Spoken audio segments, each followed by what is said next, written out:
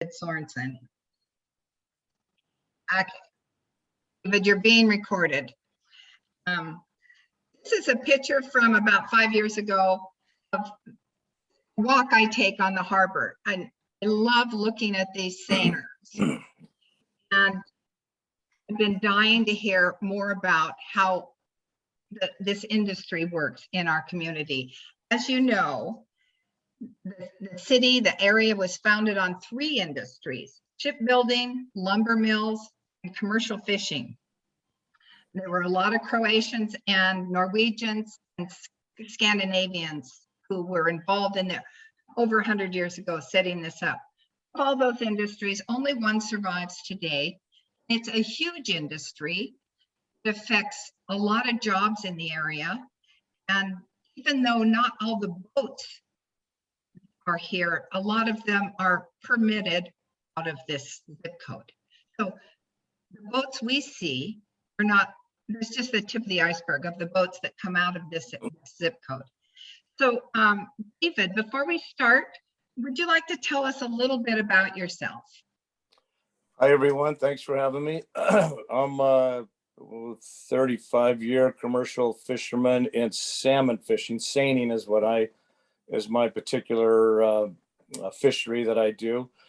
I used to longline for 30 years, and now I crab also off the Washington coast. That's been going on for about 5 years. You live here? You live here? Sorry, yes, I do. I moved here 4 years ago. Okay. My wife and kids, and now they're out of the house, so my wife and I.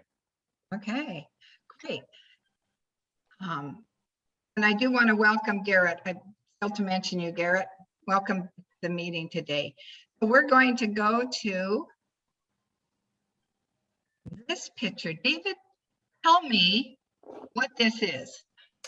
That is my commercial fishing vessel. That's a 58-foot limit seiner. I'm configured right there with my net, which is a 1/4 mile long per seine. It's my skiff is on the top, on the back deck on top of the net. That's how we travel around, go to place. It's easier to get around. You don't use as much fuel dragging that skiff in the water behind you.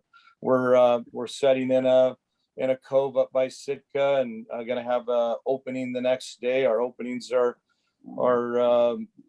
scheduled by Fish and Wildlife, and they give us normally it depends. At the beginning of the season, we'll have 1 day on, 6 days off, and then as they see fish returning to the streams, they will increase our fishing time to one day on, 2 days off, another day, and then the following week they might increase it to 2 days on, 2 days off. This sounds pretty crazy. What do you do in the meantime when you're sitting on the boat? you try to get Wi-Fi, do you? There's not a lot of Wi-Fi. It depends if you're in town. We go to town and get provisions, fix things. There's always things to be done on these boats. There's always things breaking. And so the people can get off, and there's a town life in Southeast. I just got back from the Aleutian Islands, and there wasn't much of a town. I mean, we had a lot more fishing time out there. So how long does it take to get to Sitka on your boat?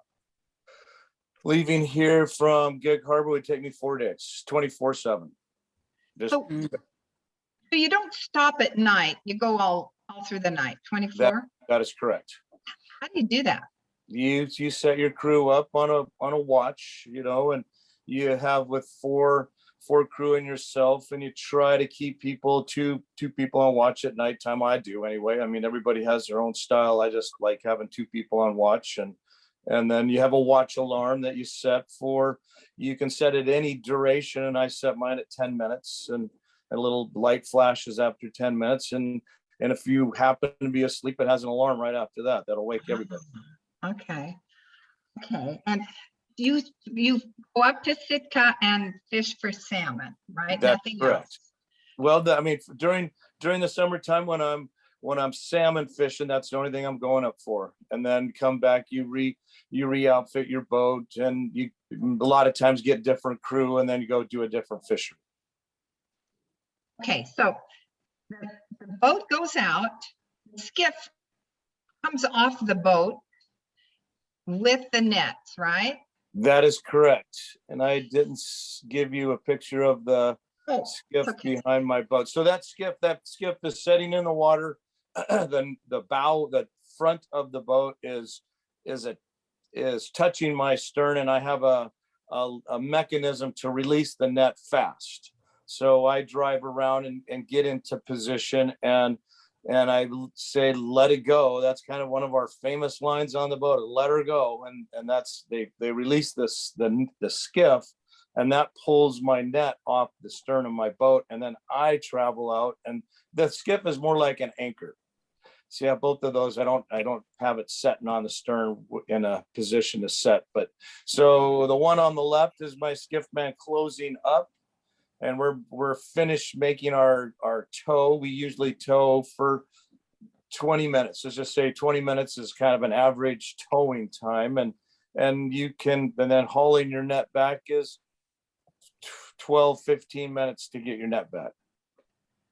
Okay, explain to me if anyone has questions, just chime in.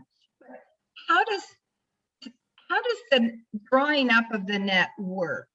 Well, that is, so now I'm a pursed seiner. A seiner is another name for a net, a seine, and then the skiff, or excuse me, the bottom of the net has got a line going, a purse line, and so we make a circle in the water, and then we pull the purse line in on with a deck winch, a very powerful winch, and that's pulling our bottom of our net up and closing it up, and then as the net gets hauled aboard, you need a better picture to kind of describe that, because it's a little confusing to bring it aboard and talk about it. But at the very end, if you're lucky, you have like that picture on the right, you have a lot of fish that you just brought aboard. Wow. Wait a minute. Does the fish come from above? The fish come as they're at the end of my net. I have what is called the bunt, the end of my net. It's heavier web and it holds more weight. And so when I bring the fish aboard, it's with the bunt, and there's lines and ways, techniques to bring the fish onto the boat. But it doesn't come from above. It comes, it's in the water, and I'm just pulling it up over the rail of my boat. The picture on the right is we are at the tender, and that's a 10-inch vacuum that they have stuck into my fish hold, and we're what you call deck loaded in this picture, which is, it's always an exciting time when you fill your hold up. I can hold 110,000 pounds of fish below decks, and we have 30,000 pounds of fish on deck right there. Whoa. So yeah, That's amazing. it's that very vacuuming fish up that tube thing? There is the deadliest catch most people are familiar with. Those are crab boats, and we have right next to us is a crab boat, and they have a large vacuum on their boat, and it sucks the fish out of my fish hold. And then usually we're just getting set up in this picture, and then my crew will jump on board and they will go sort the fish, because we get paid for each species. You pick up like octopus and the bycatch in salmon fishing and purse seining is it's a very clean fishery. There are times that you do catch incidental, other things, but an octopus, I caught probably I've never have caught an octopus till this year, and I caught 4 of them, and they just slither over the boat and they're gone, no problem. Interesting. What is it? Tell me about the permit. The permit in each area in Southeast, there's 5 purse seine places. They have gill net, they have trolling, and each fishery has their own permits, and those are a limited entry. So there's only so many that are available to fish in that in the area. Southeast, Prince William Sound, Kodiak, the Aleutian Islands, which we call Area M. You have Bristol Bay, which is a gill net fishery. So there's these areas, and each one has a a permit that is valued at a value that people are willing to pay to go out and do this. I heard that some of these are like 300,000. That's correct. Our Southeast salmon permit was a few years ago was worth 300,000. Then we had a couple of bad years, and now this year they've had a fantastic year, and it'll fluctuate. You'll probably see a little bit more demand this coming spring when it gets closer to fishing, and people are going, where do I want to go? And they will. It's not like most of the guys that fish in Southeast have been doing it their whole life, their whole career. I happened to buy another permit and went out to the Aleutian Islands this year and tried that for my first time. I have salmon fished in Southeast for 35 years, and I just went to a new area this year. Why did you do that? I've owned the permit for about 10 years and never have done it. It was I've wanted to do it. It's kind of hard to change, and to go to a whole different area where you're familiar with and feel comfortable and confident in catching fish, and then to say, okay, I'm going to go try something different. And it was a big adventure for me, quite honestly. I had got not bored by no means with fishing in Southeast, but I was looking for trying something different. I have a question. I come from agricultural background, and in Idaho, and we had potatoes. So farmers, it's a huge investment in their crop. If the market wasn't right, you put them in bud cellars, keep them cold until the market gets better. Does that happen with fishing? Well, with our processing, we can salmon, which has been going on for years and years and years. And now, don't hold me to this, but for 10 good years, we've been freezing, 20 years, we've been freezing fish and getting better and better and better at it. And the company I sell to that's what we're dabbling in cans and freezing. I don't know, 90% of our fish is being frozen, but it can only last so long. We put it into pouches. You find it in your grocery store. And then we have, it'll be frozen, and then at the grocery store, it'll come in and then be thawed out and then sold to you, as a product that's just been not just sitting around, but it's frozen and sitting in the fish area. Right. So can you tell us a little bit about the processor? You unload fish and then go back out? So the processing plants are there. Excuse me, is that we can go as a boat, we can go to our processing plant and deliver. A lot of times you'll get a delivery fee, so you're taking away the tender, and it's they're able to use the tenders to go other places to pick up fish from other fishermen that are in remote areas, and so that's where I usually am. I'm usually fish 10-12 hours away from town, and they bring tenders out to us, and then we unload to them like you see in that picture, that's a rare picture. It's not usually like that. You look in your fish hole and go, that's all I caught today. But there are the lucky ones. And then so those tenders, the tenders that we sell delivered to, they go back to the plant, get sucked out just like that. They have a vacuum pump that goes into their fish holes and suck them out, and then they get cleaned up and then go back out and get more fish from us. How long is the season up there in Alaska? Oh, Southeast. Southeast is open June 10th and ends September 1st. Okay. And then like in Area M, the Aleutian Islands that I was, that started June 10th of this year and went until September 5th. Okay. Let's look at, love this picture. Tell us about these pictures. So I also have a 500 pot, and these are all crab pots, Dungeness crab pots, and I fish off the Washington coast. So I have a shop down there out of Westport. And so my crew and I show up December 15th, and we go through every single one of these pots and fix lines, paint buoys. They're wrapped in rubber for softening the blow on the boat and keeping electrolysis down.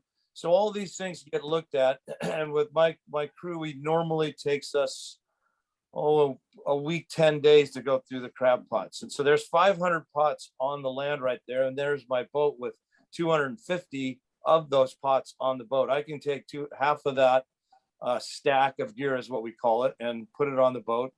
And I go out and drop the pots off on what we call as dump day.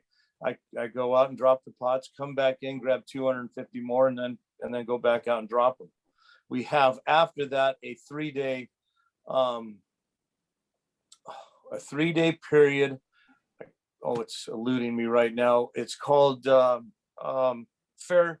It's a fair set time where it allows everybody with different size of boats to go out and set their gear, and bigger boats aren't going out and fishing at that time, just because if the weather's bad, a lot of big boats can go out and set the gear, but smaller boats can't. So they have to wait for the weather to come down, and hopefully within 3 days they can get their gear out and have it on the water.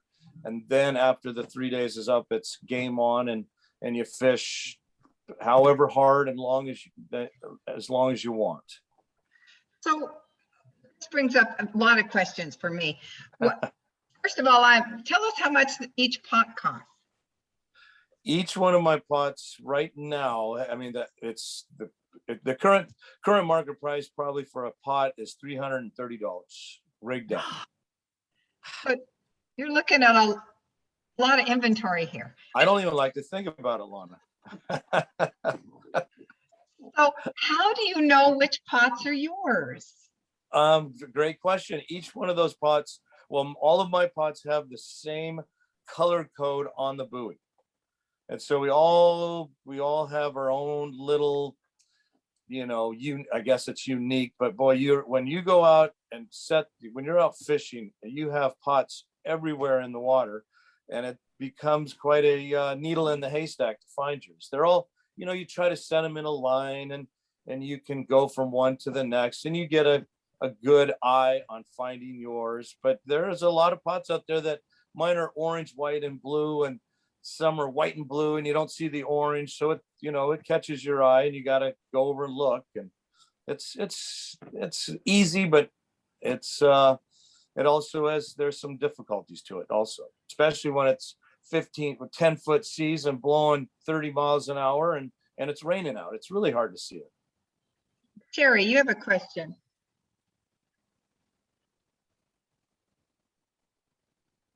Terry, you're muted. Sorry. I was curious, in one of those crabbing adventures, how many crabs you typically get and what the commercial value is of that as you bring it back in. So at the start of the season is when we catch most of our crab. And then, daily after the start, it goes downhill, but you got to move them around. That's part of the job, is to pick them up and go try to find grounds that haven't had people put pots on. But that's a great question, because at the beginning you would like to see 30 to 40 crab in it. You'd love to see it. I mean, you'll get 15 to 30. And then, 2 days later, you're getting 10 to 20. And that's only 2-3 days later. And then 2 weeks later, you're down to 10. And then it just goes downhill. You're at the end of the season, you're catching, well, you hate to hear it, but you hear your crew say 0, 0, and 1s and 2s. And so then it's time to look at, is it feasible to be out here with, putting bait in it and the amount of fuel and food and whatnot. And then it's up to each individual captain to say, it's time to call it quits and put your gear away. But that's usually a month, 2 months of fishing time. And do you mind saying approximately, like, the commercial value if a boat like yours goes out? I have no idea what that is worth. As in what my boat is worth? Yeah, in terms of the value of the harvest. The harvest. So on the, so I can put 35,000 pounds in my fish hold. And, you know, last year we got $4.50 a pound. And you would like to fill your boat up before you come back in on that first, because it's going to get harder and harder to do. And so, you know, that was 100. Which I did last year, is I filled my boat before I went back in, and that was $130,000 not an opening, but a trip. Salmon fishing, you have openings, and crabbing and long lining, you have trips. It's all how long you stay offshore. And you're you have a crew. Are they with you all year long through all these different kinds of fishing? I wish they were. It's like you get crew for each fishery. There's some guys that have their crew that go salmon fishing and crabbing, and I have right now I have a group of guys that salmon fish, and I have a group of guys that crab fish with me. Why the difference? Do they just not like one or the other, or? That's one of them. Sometimes it's you don't like them. Sometimes they don't like you too after a season, and so there's a little bit of a turnaround. It's getting, you know, 20 years ago it's pretty easy to find people to go on these fisheries and they would stick around. Now it's hard to find people, and then they, you know, go out and they try it and they go, well, this is not for me. Madison has a question, and then Denny. Hey, well, thanks so much for spending some time with us this afternoon. Really You bet. appreciate it. And so my questions are, what's your favorite part of the job? What would you say is the most difficult part of the job? And then do you have any long-term concerns for the industry going forward? What I like about the job are the moments. I mean, the moments that you have, I mean, sunrise, sunset, watching your boat get filled up with fish. I mean, it's hard to describe. It's amazing, you know? And I mean, I have watched so many sunrises and so many sunsets out on the water, and I can never get enough of them. They're absolutely beautiful. I fished with my daughter for 13 years. That was a golden moment in my career, you know? And so that's all good things. The things that are, you know, it's monotonous. It's time. I mean, you're constantly doing the same thing over and over again. Crew relationships on the boat, it's very tight. You can't get away from somebody, you know. You have a job, you have disagreement on the job, and you get mad at each other. You can go home normally, you come back and everything's good. Well, you got to go into a tight spot and live with them for the while. It's hard. It's hard to comprehend on how hard that part of the job is, you know, and that part of the job and the difficulties associated with it. Now, you asked me one more question there. I can't remember it. Oh, concerns for the Sure. Concerns Yeah, what are your long-term concerns? Yeah, any? You know, it's, boy, in Alaska down here, it's different. You know, we have so many, we're getting less and less time on the water down here. I used to own a salmon permit for the Puget Sound. I sold mine. I wasn't getting enough time. Plus I started crabbing off the Washington coast and wanted to be at home more. It's, you know, that's the other side of it too, is you're gone for a lot of things out of your children and your wife's, your, you know, family's life. And it makes it hard, you know, but if you come home and my wife and we're going on 40 years, and we constantly are doing projects together and finding time to be together. And I think she actually sometimes, I don't want to say it, but I think sometimes she likes to see me go. But the concerns for the fishery, I think they're limited. I think we have a great healthy fishery in Alaska. Down here, Washington coast crabbing, there's there's a lot of permits. There's a lot of pots on the water. Things the crab get caught fast. That's part of the job, you know, and it's cyclical. So people, you know, if you're on the bottom of that cycle, it's like, whoa, this is devastating. We don't have a fishery. And then it seems like every 10 years, it has a swing up and then it starts to go back down. And right now it's been pretty good. How about you, Danny? Question? I'm really glad to hear you talk. I was a deckhand when I was a teenager on a charter boat, so I love hearing about this stuff. And then I see on your stern there, it says Olympia. I grew up in Olympia. Tell me about the connection there. Well, my wife and I lived down in Olympia for 35 years. And since it was, just my place of origin, wanted to have the boat registered out of there. And I haven't changed it since I moved here. There's been a lot of other things going on, and I just left it on the stern there. Well, we'll have to talk about some of your connections down there, because I still have a lot of connections in Olympia, and I'm sure somebody I know knows you, or somebody you knows me. So I used to have the boat down at West Bay Marina for probably 10, 12 years. Oh yeah. You ever eat at Molly Moon's? Molly Moon's? Yeah. God, that sounds familiar, but I can't put that one on. I'm not sure. Okay. Anyway, I'm glad what brought you to Gig Harbor? Another change. Just we had lived there long enough, and my wife has had we both put a lot of work into a home there, and it was just I was looking for another adventure, and she needed another project, and she's designed our house here, and she's a general contractor on our remodel job that we're doing right now, and just staying busy, I guess. Well, I'm glad you're here. It sounds like we got a lot of in common. Thank you. Dan Wilson, you have a question? Yeah, just a quick question. On the picture of your boat with the salmon on the deck, how many different species would you typically have in a catch like that?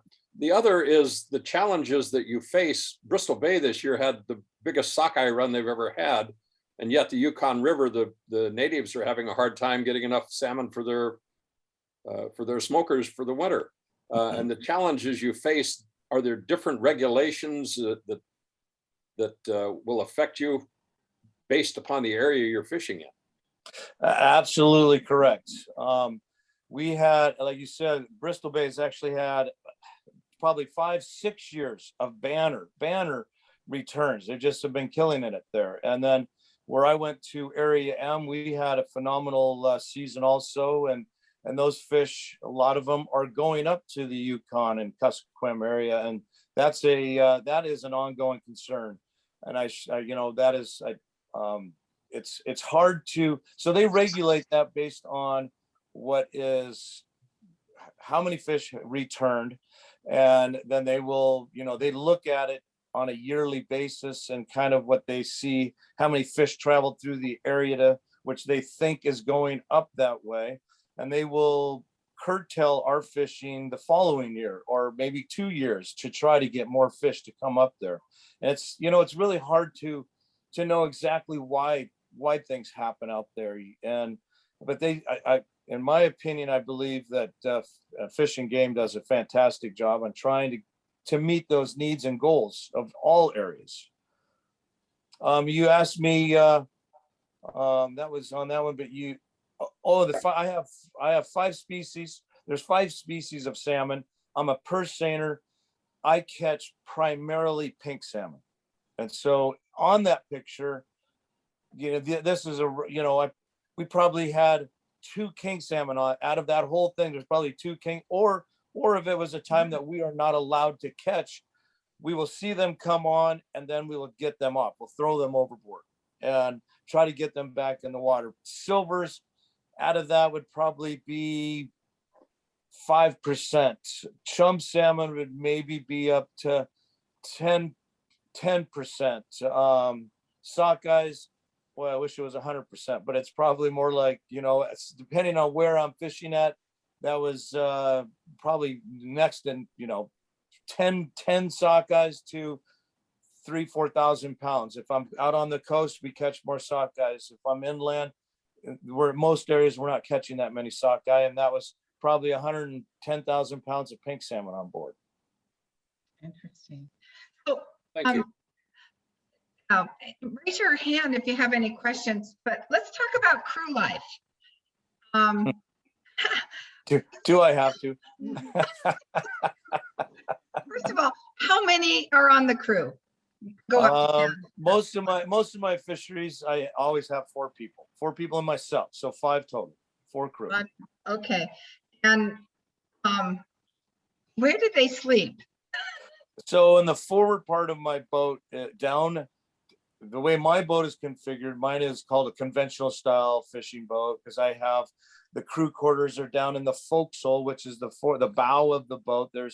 I have 4 bunks. The boat used to have 6 bunks down in the forecastle, but I took 2 out and got more room down there, more space for everybody to spread out, to have more, instead of being all their stuff in their bunks, there's a place to store it and whatnot. There's other boats that are called a whaleback. That picture at the very beginning where you said you took your walk, there's boats in there that are a quote a whaleback design, and the forecastle is on the main floor is the galley, and my boat, the forecastle is down on the level of the engine room. There's a wall separating it, so it's not loud. And so you've got the forecastle, the engine room, the fish hold, and then the lazarette where we store dry goods, and our steering system is back there. And then you move up a floor and you have the back deck where you put the net and the fish on board, and the galley, and then you have a top house where that's where I steer from and drive my boat from. So what do you eat? What's a meal like? Well, if you have a greenhorn cook, you might eat pizza pockets and a lot of crap that I'm not supposed to be eating. And but if you have a good cook, I mean, it's such a hard job. It is the hardest job on the boat is being the cook. I mean, trying to keep that daily menu going, and then planning it and getting the food when you're in town, making sure you didn't forget stuff because it's not another quick trip to the grocery store to pick it up. And Yeah. I mean, anything that you want really is. There's some wonderful people that have tried really hard and make it. If you have a good cook, you bring everybody together. It's such a nice inviting place. You get off deck from working all the time and you come in and it's a good spot to go to, but man, it can also be a nightmare that cooks crab. What kind of coffee maker are you using there? Well, I have a regular 12 cup drip, and then I also have a Keurig for the fast moment. Okay, that sounds good to me. I make coffee. Okay, so no Wi-Fi, right? This year I put in a satellite system that I can do WhatsApp, kind of a texting platform. And so my family and whoever was invited onto it, I could text via Wi-Fi, satellite Wi-Fi anytime, 24/7. And the crew was able to get on it so they could stay in contact with their family. Out in the Aleutians, you go past Kodiak, it's kind of like everything falls off the end of the world and there is no more communication. But that gave me an easy way to communicate. And also, it's very slow. You could get a couple of pages of whatever favorite news source you wanted to look at, but it took so darn long. I never really did use that part of it. So I take it you're not getting Netflix out there. No, but I have my daughter sent me up 4 terabytes of movies on a hard drive. So that's nice for entertainment. I can't imagine how they must get along. People must get along all that time. Let's look at, ask David what he liked about fishing, and it's the moments. But that's his daughter in the center of that picture. And I'm sure that is a real special moment for you to have her.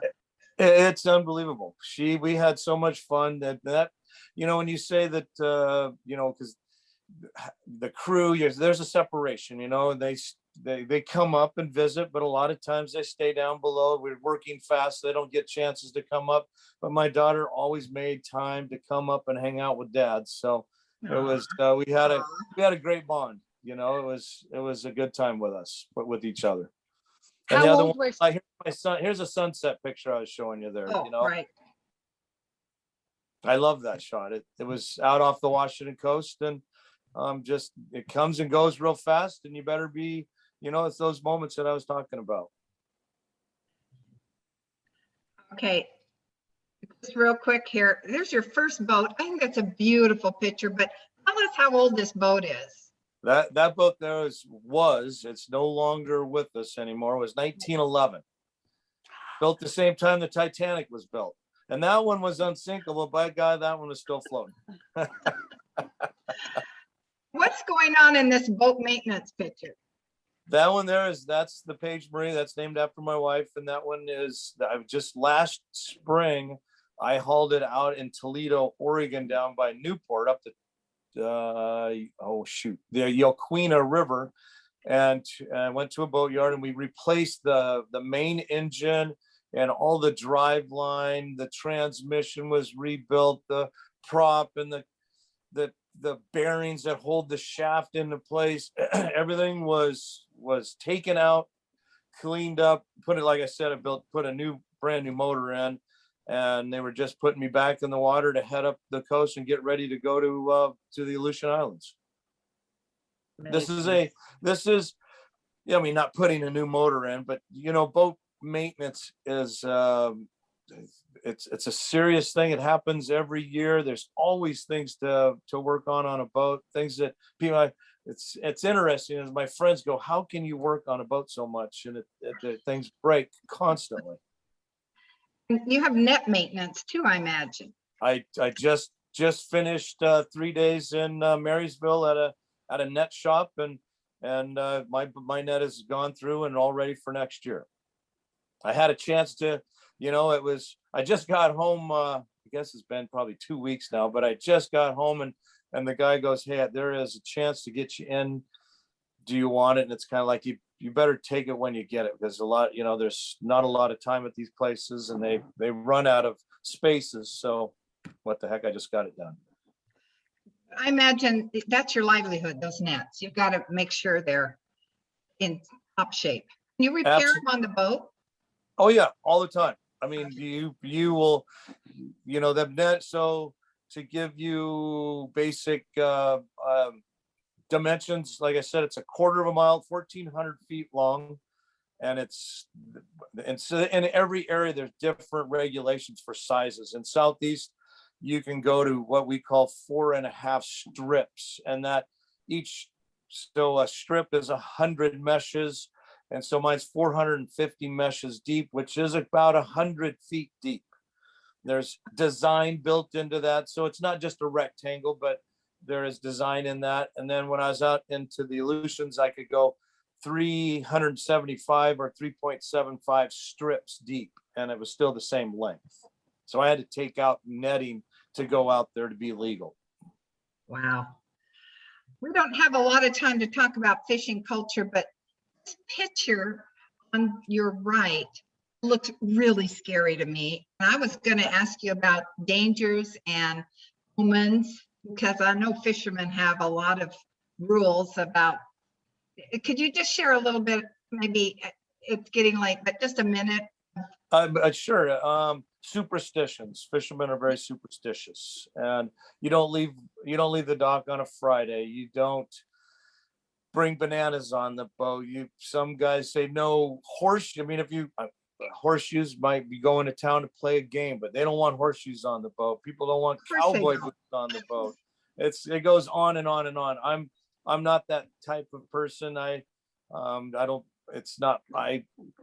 believe in it. So, but that's, that's okay. I'm not going to say anything bad the other way.